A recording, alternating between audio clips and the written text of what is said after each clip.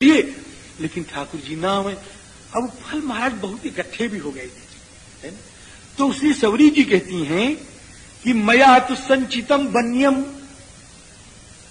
मैंने आपके लिए फलों को संचित कर रखा है, यानी इकट्ठा है मेरे यहां फल। अब भैया इसके ऊपर जरा विचार डालो कि दो आदमी कितना फल पालेंगे। अगर कोई कुंभकर्ण नहीं है तो कितना पाएगा महाराज? अरे किलो 2 किलो 5 किलो पालेगा और कितना पाएगा? और ठाकुर जी तो बड़े सुकुमार, वो कितना पालेंगे? अरे इतना पालेंगे, बहुत करेंगे, इतना पालेंगे, इतना पालेंगे और क्या पाएंगे? वैसे तो सारी जगत वो जैसे आराम। तो राम जी अभी देखना बता रहा हूं, तो महाराज उस फल बड़े इकट्ठे, तो वो इकट्ठा फल आज के लिए नहीं आया है, वो आता था, ठाकुर जी नहीं आते थे, फल एक कोने में पड़ा रहता था, जो पढ़ने वाला है और जो पाने वाला है बढ़ जाता था। अब जब श्री राम जी महाराज आए, एक बड़े भक्त हुए मिथिला के, मिथिला में एक बहुत बड़े भक्त हुए, उनका नाम था श्री रसिक बिहारी जी महाराज, बड़े अच्छे से। तो रसिक बिहारी जी महाराज ने ये फल के इकट्ठे होने पर एक कविता लिखी, और वो मुझको बड़ी प्यारी है, आपको खुद मैं सुना दूं। वाल्मीकि जी की नहीं है, हिंदी की है, सुनो राम जी। तो अब राम जी हमारे पास समय तो नहीं है, प्रसंग आगे बढ़ने के लिए कह रहा है, मुझको 46 अध्याय के नहीं, अरे ज्यादा, लेकिन फिर भी सुन लो। अगर आप पा नहीं सके तो ऐसे सुन के पा लीजिए, स्वाद आ जाएगा। राम जी, तो ये जो रसिक बिहारी जी संत थे, उनकी दृष्टि में फल क्या था? बेर था, बेर, बेर वो। और बेर महाराज बड़ा अच्छा फल होता है वो, लेकिन अच्छा तो होता है, लेकिन वो कुपथ्य होता है। धात्री फलम सदा पथ्यम और कुपथ्यम वदरी फल, वो बेर था रसिक बिहारी जी के मत से। वाल्मीकि जी के महाराज से कंदमूल फल था, गोस्वामी जी महाराज के मत से कंदमूल फल था। कंदमूल फल सुरसयति दिए राम कहानी। अब से रसिक बिहारी जी महाराज कह रहे बेर है। अब बेर शब्द का प्रयोग जो रसिक बिहारी जी ने कहा है, किया है, बड़ा विलक्षण साहित्यिक ढंग से किया है। देखो बेर बेर बेर माने बार बार, अरे तुमको बेर बेर कहा, मैंने बार बार कहा। अब देखिए बेर बेर मैंने बार बार, बेर बेर देवे है, बेर बेर बेर लय, बेर बेर बेर लय, बार बार बेर को हाथ में लेकर, बेर बेर बेर लय हाथ में, सराहे बेर बेर, भाई बात नहीं करना, बेर बेर बेर लय सराहे बेर बेर बहु, रसिक बिहारी देत बंधु कह टेर टेर। लक्ष्मण देखो तो सही, इन महात्मा के मत से लक्ष्मण जी ने नहीं खाया। तो रसिक बिहारी देत बंधु कह टेर टेर, लक्ष्मण ने कहा ठीक है पाओ। तो चाखी चाखी भाखें, चाखी चाखी भाखें, आहा ये तो वाहूते महान मीठो, चाखी चाखी भाखें यह वाहूते महान मीठो, लेहु तो लखन यो बखानत है हेर हेर। लक्ष्मण जी तो उससे भी अच्छा ले तो दे। अब महाराज सवरी गदगद, मेरा बेर, मेरा फल, मेरा कंद, मेरा मूल सफल हो गया, मेरा परिश्रम सफल हो गया। लेकिन सवरी के हाथ रुक गए। आप समझ रहे हैं? सवरी के हाथ रुक गए। क्यों रुक गए? आज के ताजे समाप्त हो गए। अभी लाती हूं लाल जी, अभी तोड़ के लाती हूं, अभी अभी अभी लाती हूं, तो लगे हुए बहुत से, अभी लाती हूं। कि मैया तब तो भूख ठंडी हो जाएगी, इसी ताजी भूख पर मिल जाए तो चल जाएगा। क्या बासी है, ले आओ। क्या ला? कल के आए महाराज। भगवान ने सोचा कि सबरी के लाए हुए आज के फल को तो हम पाले, क्या कल इसका प्रेम कम था, परसों कम था? कल के पाए, अब ठाकुर पा रहे हैं, कौन पा सकता है? कल के समाप्त हुए कि मैया बड़े अच्छे थे, आज से तो कल के अच्छे हैं, परसों के नहीं, परसों के आगे, नरसों के आगे, तरसों के आगे, जितने थे सब आगे। बेर बेर देवे है सवरी सुबेर बेर, तो रघुवीर बेर बेर तेहि टेर टेर, बीर जनी लाओ बीर, बीर जनी लाओ बीर, बीर। क्यों लाजी, तुमको शर्म क्यों आ रही है? लोग क्या कहेंगे, भूखा कहां से आ गया? अब कभी कभी ऐसा मांगा आपने? कभी आज तो हमने कभी नहीं देखा कि लक्ष्मण लाल सुनो हमसे, मांगी वह चीज जाती जो बहुत प्यारी। लक्ष्मण लाल सुनो हमसे, जननी पय पान जो मुही करायो, 360 सुमातु सुभोजन, भांति अनेकन रोज खवायो। मंदिर में मिथिलाधिप के, बहु भांति सुव्यंजन आनन पायो, पायो नहीं अस स्वाद। कैसा स्वाद? कि जसमय सवरी बदरी महपा, ऐसा स्वाद कभी मिला ही नहीं लक्ष्मण, है ना? महाराज सवरी ने बेर खिला करके ठाकुर को तृप्त कर दिया। तामुवाच ततो राम शवरीम संशित व्रताम, अर्चितो हम त्वया भद्रे, गच्छ कामम यथा सुखम। मैं तेरे द्वारा संतुष्ट हो गया हूं, अब तू अपने अपने अपने गंतव्य को प्रस्थान करो। और भगवान के सबरी ने कहा, महाराज रुक जाइए।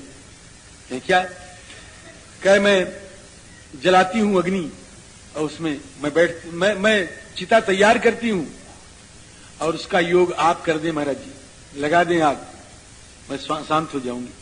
राम जी, सबरी का इस प्रकार से प्रस्थान होता है। कथा निकल करके किष्किंधा कांड में प्रविष्ट हो रही है। और पहले अध्याय बड़ा लंबा अध्याय है, इसमें महाराज जी पंपा सरोवर का बहुत बढ़िया वर्णन हुआ है। भगवान कहते हैं, लक्ष्मण इस पंपा सरोवर बड़ा बढ़िया है, लेकिन इसको देख करके भी मेरे मन में पीड़ा ही हो रही है। सौमित्रे पश्य पंपाया काननम शुभ दर्शनम, यत्र राजंति शैलावा द्रुमा सशिखराइव। देखो कितने बढ़िया बढ़िया वृक्ष हैं, पर्वत हैं, लेकिन मुझको तो पीड़ा हो रही है। माम तु शोकाभिसंतप्तः संतप्तम आधय पीडयन्ति वै, मुझको तो पीड़ा हो रही है। तो महाराज आपको पीड़ा क्यों हो रही है? कि मुझे दो दुख हैं। क्या दुख है? कि भरतस्य च दुखेन वैदेह्या हरणेन च। एक तो मुझे भरत का दुख है। भरत का दुख क्या है स्वामी? कि भरत ने कितने प्यार से, कितने स्नेह से, कितने आदर से, कितने विश्वास से मुझको लौटने के लिए कहा था, लेकिन हे लक्ष्मण, मैं अपने उस प्यारे भैया की एक वही बात न मान पाया, मैं लौट नहीं सका और उसको सूखे हाथ लौटा देना पड़ा, इसलिए मेरे हृदय को इस साल चुभती रही। दूसरा, मेरा भरत नगर के बाहर जंगल में बैठ करके तपस्या कर रहा है, अपने शरीर की चिंता नहीं कर रहा है, यह भी चिंता मुझको बनी ही रहती है। और तीसरा कि अभी अभी से सीता जी का अपहरण हुआ है, ये तीन दुखों से मैं दुखी रहता हूं। भरतस्य च दुखेन वैदेह्या हरणेन च। और आगे श्री राम जी महाराज कहते हैं कि जब मैं यहां से अयोध्या लौट के जाऊंगा और जनक महाराज सभा के बीच में मुझसे पूछेंगे कि मेरी बेटी कहां चली गई, तो मैं जनक महाराज को क्या उत्तर दूंगा? किम नु वक्ष्यामि धर्मज्ञम राजानम सत्यवादिनम, जनकम पृष्ठसीतम तम कुशलम जन संसदी। हे लक्ष्मण, जब मैं यहां से लौट के जाऊंगा और मैया कौशल्या दौड़ के आएंगी और कहेंगी मेरी प्यारी पुत्र वधू कहां है, तो मैं अपनी मां को क्या जवाब दूंगा? किम नु वक्ष्याम्य अयोध्यायाम कौशल्यायाम हिंदपात्मज, क्वसाश्रुषेतिम वृक्षंतीम कथम चापि मनस्विनीम। हे लक्ष्मण, अब तुम अयोध्या चले जाओ, मैं तो अयोध्या अब नहीं जाना चाहता हूं। नहीं हम जीव तुम शक्तस्तामृते जनकात्मजाम। इस प्रकार से भगवान विलाप करने लगे। श्री किशोरी जी के विषय में अत्यधिक विलाप किया। यहां पर विलाप करते करते उसी समय कुछ जब प्रकृतिस्थ हुए और चलने के लिए तैयार हुए, तो श्री सुग्रीव जी महाराज ने भगवान राम को का दर्शन किया। पहले तौ ऋष्यमूकस्य समीपचारी।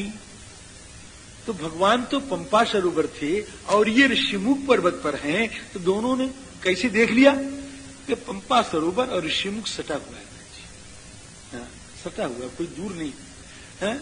इतस्समीपे रामस्ते पंपा नाम सरोवरम, तत्समीपे ऋष्यमुख गिर महानगा, ऐसा कुछ है ना। तो राम जी वो सटे हुए हैं। तो पंपा सरोवर पर के आगे थोड़ा चले और ऋषिमुख पर्वत पर से श्री सुग्रीव जी ने देखा। तौरिष्यमूकस्य समीपचारी चरण दर्शाद्भुत दर्शनीय शाखा मृगाणाम अधिपस्तरश्वी वितत्रसे नैव विचेष्ट चेष्टाम। अब सुग्रीव के मन में तो भय समाया रहता है, वो तो हर लोग से डरते रहते हैं, चाहे जो आ जाए हो उस सबसे डरते हैं, सबसे डरते हैं कहीं बाली के भेजे हुए न हो। इसलिए वितत्रसे माने उनको बहुत डर लग गया, बहुत डर लग गए महाराज। लेकिन ऐसा नहीं कि वो कमजोर है, कायर सो बात नहीं। शाखा मृगाणाम अधिपः, संपूर्ण बानरों के मालिक हैं, और तरस्वी माने बड़े बलवान हैं। लेकिन वितत्रसे डर गए, वितत्रसे, और कितने डर गए कि नैव विचेष्ट चेष्टाम, चेष्टाम नैव विचेष्ट, अने वो भोजन करते रहे तो भोजन करते रह गए, पीते रहे तो पीते रहे, अने भोजन छूट गया, भोजन करते रहे तो भोजन छूट गया, पानी पीते रहे तो पानी छूट गया, खड़े रहे तो खड़े ही रह गए।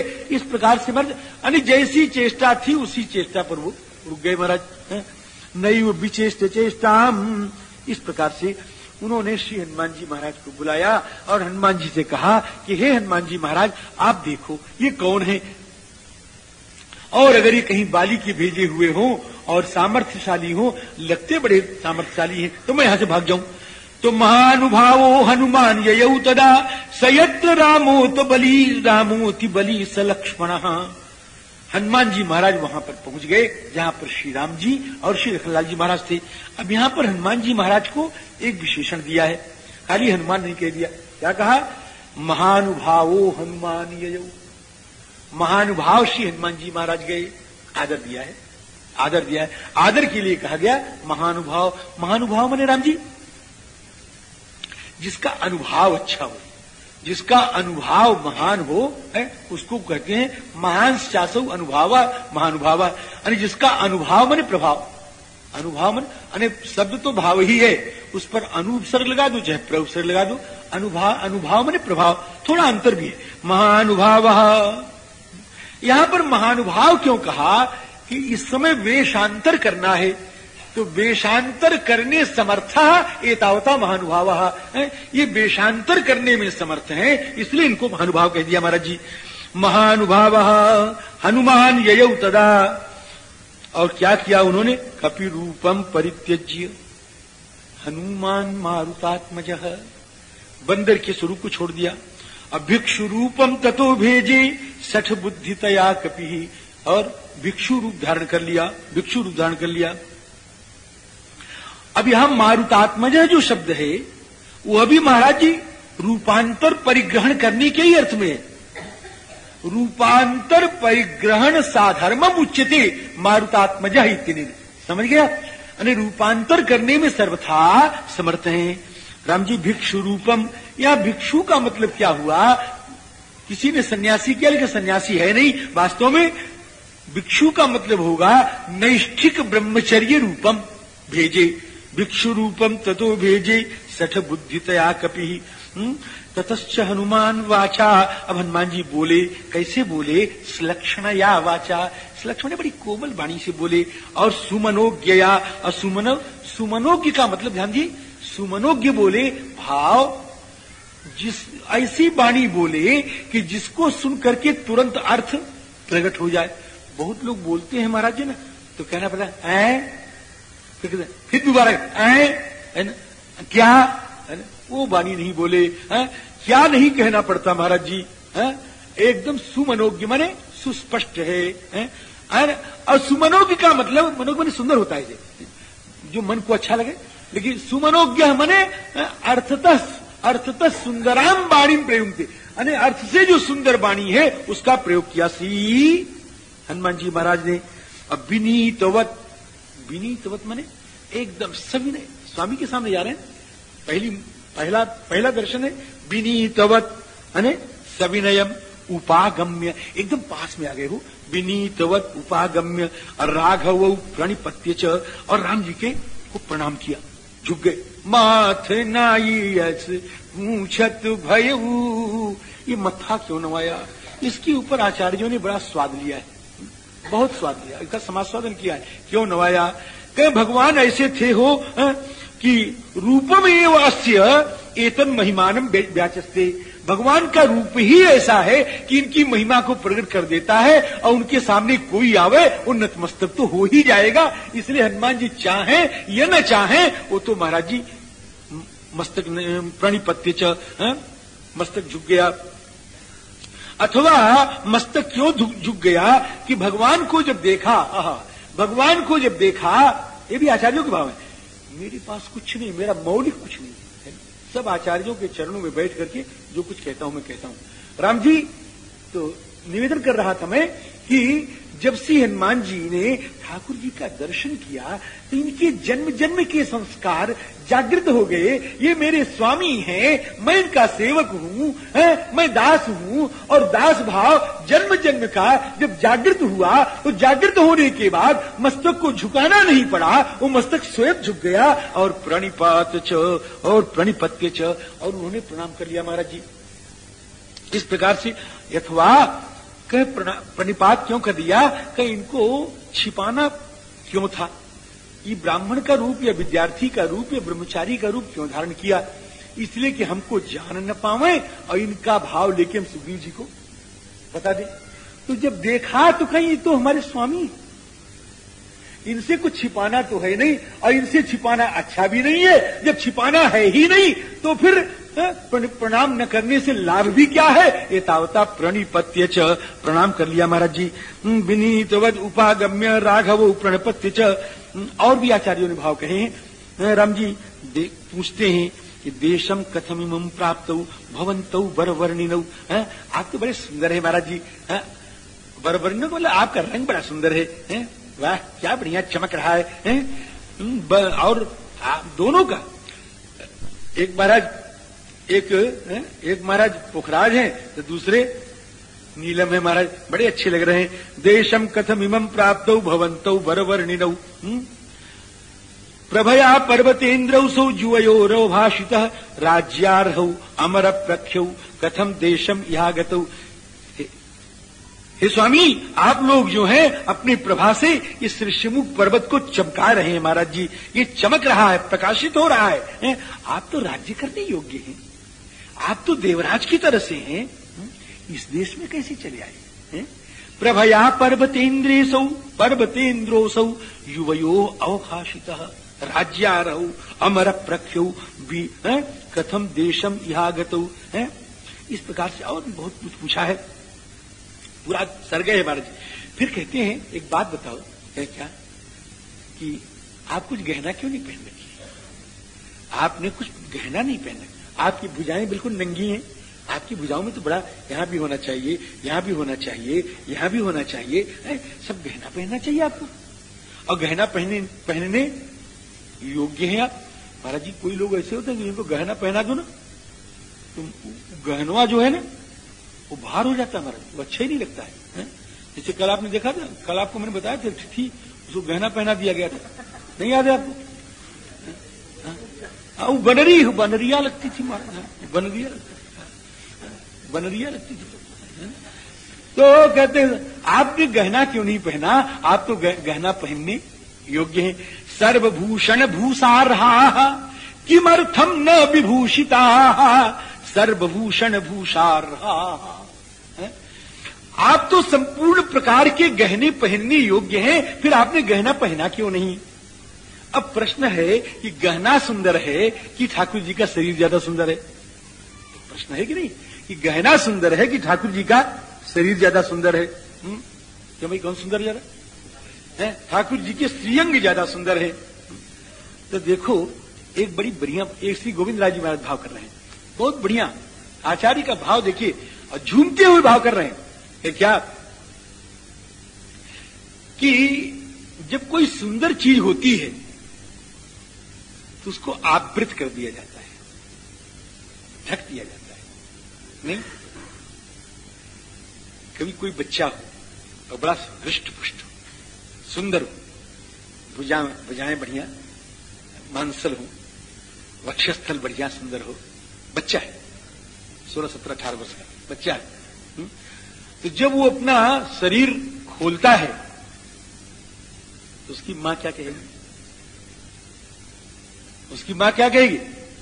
ले जाए कपड़ा डाल ले, कोई